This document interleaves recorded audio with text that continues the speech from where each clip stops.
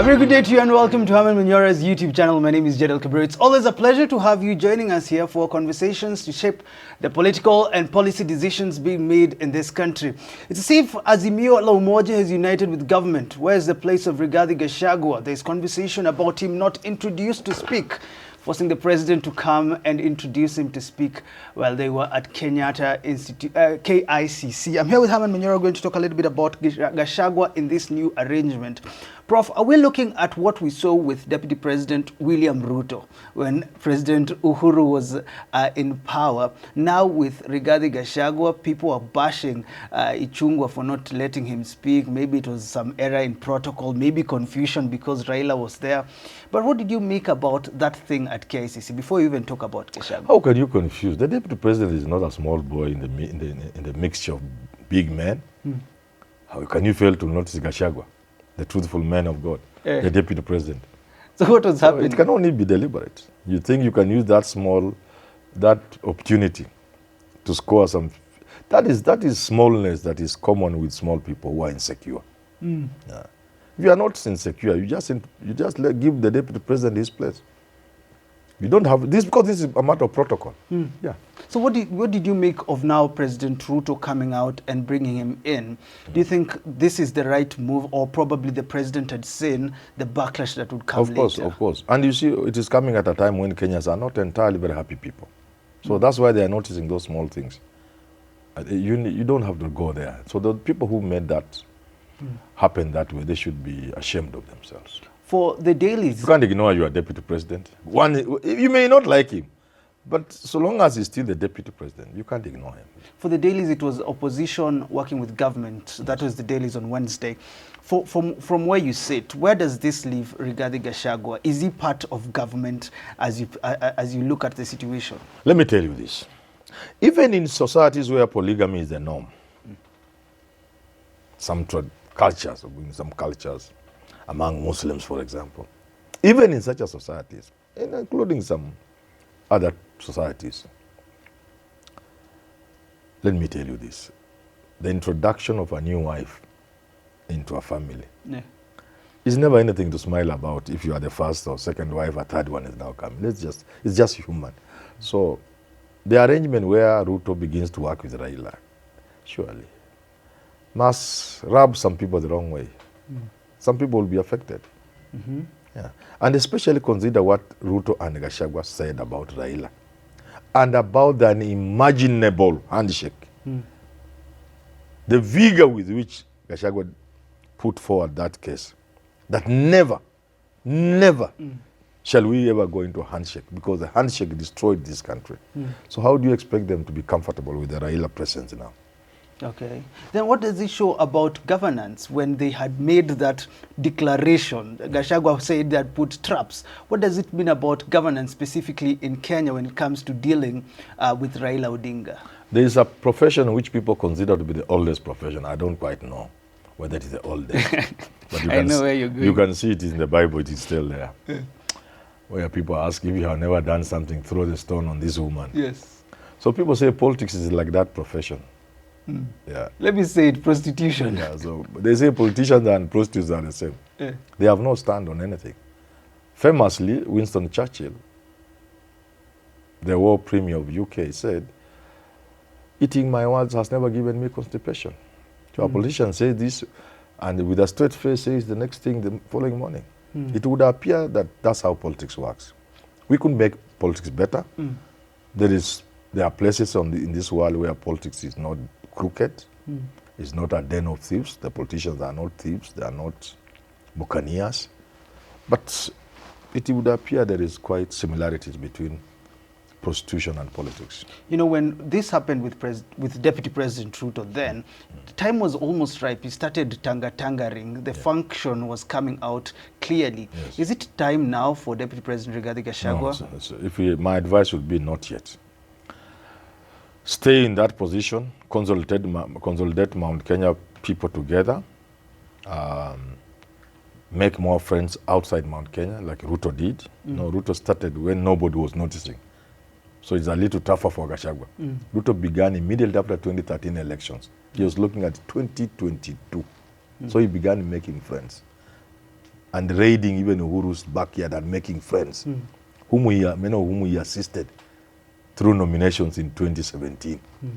You remember the Kenakafogo being knocked out? Yes. So that's how Ruto was playing it. Gachagua does not have that benefit because the thing has just started on a high note. And people know every move he makes, they know why he's making it. So he should first wait, consolidate Mount Kenya completely, build the anger around the mountain, make friends outside Mount Kenya, build alliances for 2027 or 2032, whichever will come, and also build his war chest. But when you talk about Deputy President Ruto then, things seemed to be constant for 2018. He was going to be the Deputy President again for Uhuru Kenyatta. Yes. But when you look at what the conversation in the country is all about, this is a unity government being formed. Yes. Will things remain constant this time round? Don't you think he should try for 2027? I've always said that for Gachagua and Mudavadi, the best bet is 2027. For a number of reasons. That's Kenyans are stopping me and telling the streets and telling Manyora, you see things many people don't see. They only see letter. I told people, if you are Musalia Mudavadi at age 62, whatever, 63, 62, 61, whatever you are, another 10 years you'll be 73. Do you think this Gen Zs will elect you? I have been saying that. Yes. Do you think the world will have changed? It will belong to these young people in a way we have never imagined. And then Gen Zs come. Manyora, how are you seeing this? So, do you think if you don't try 2027, you could stand a chance in 2032? You just eat what there is to eat, retire comfortably somewhere nice at the coast, kula hiyo mali. Lakini kusema you are 60 something and you want to run for president in 2032. My friend, you are just a dreamer. Would you advise anyone, though, to ride on this Gen Z wave for 2027? Because it's possible. For Gen Z, it's all about fagia water. They're looking for Kia Umtata on this other side of Babu. Who can ride on this wave? You know, I keep thinking of the 1979 revolution in Iran.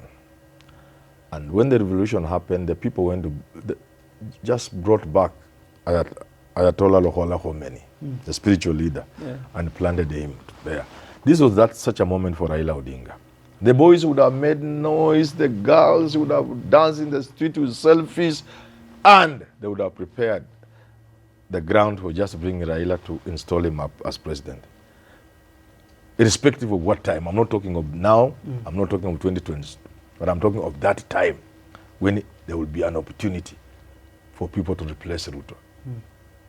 People must get me very right. I know a little English. Yes. But he has missed it. So now the question comes, this Gen Z anger, where are they going to fuel it? I can tell you without any contradiction, these young boys and girls, you people will determine who becomes president in 2020. If anybody wishes it away, somebody called me yesterday morning, after the video went out. Yes. And told me, Manyora, don't talk about Raila that way. These things will die in 3 days. I told him, you are dreaming. This is a revolution, and the revolution is about an idea. You cannot wish an idea away. The idea that Kenya and indeed the world must change, we must begin.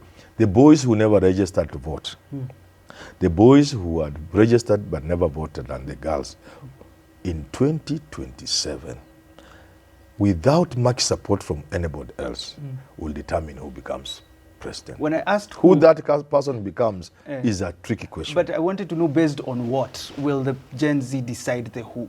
Based on what character? You know, politics has its own ebbs, you know, like the tide. Politics has dynamics.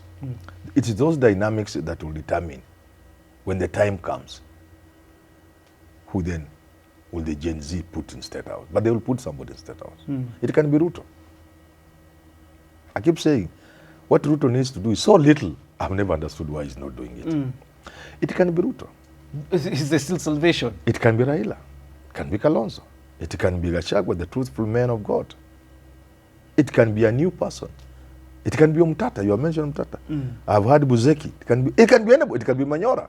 Yeah. It can be one of their own. So it has happened in the Philippines. Yeah. 20-something, is it Philippines or somewhere? Madagascar, one of these. Yes. Even a DJ. Madagascar. Yeah, a DJ. Yes. So, will we be the first person to put a 20-year something all in State House? No. Samuel Doe, Sergeant Samuel Doe, what was Sergeant? 20-something.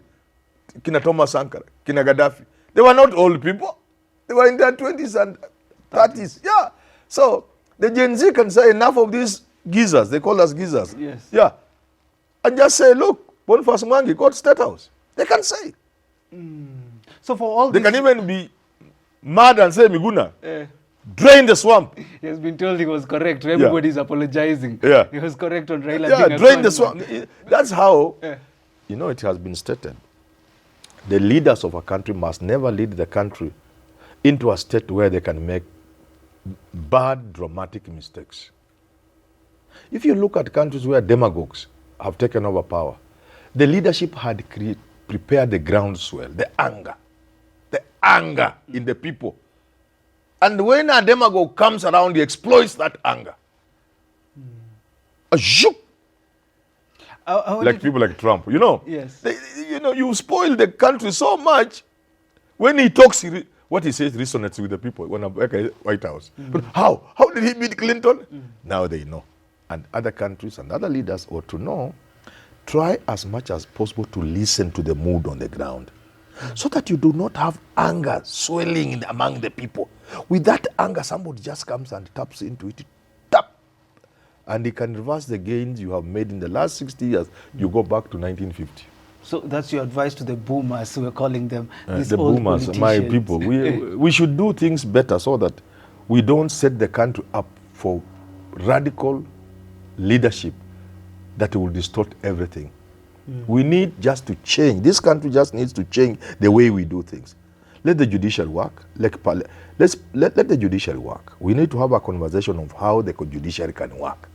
Telling them they're independent and giving them money and the computers is not enough. It is simply not working. Parliament is not parliament. People are wondering, how did this bill pass of IBC? But they are never there. They are busy distributing CDF checks and bursaries. Let's remove money from them. Let's pay them 200,000 shillings. If you don't want car, then, so we need to make our institutions work. And the young men will believe. Let's make institutions work so that you can create employment for these young boys and girls who have education. Let's give them jobs. Let the economy work. That's what they are saying. Please, I'm a Gen Z. I'm joining my millennial sister who has been in the house 10 years since they graduated. What country is this now? Can you make the economy work so that my sister and I get jobs? That's what they are saying. They are not saying they want to go to State House. No.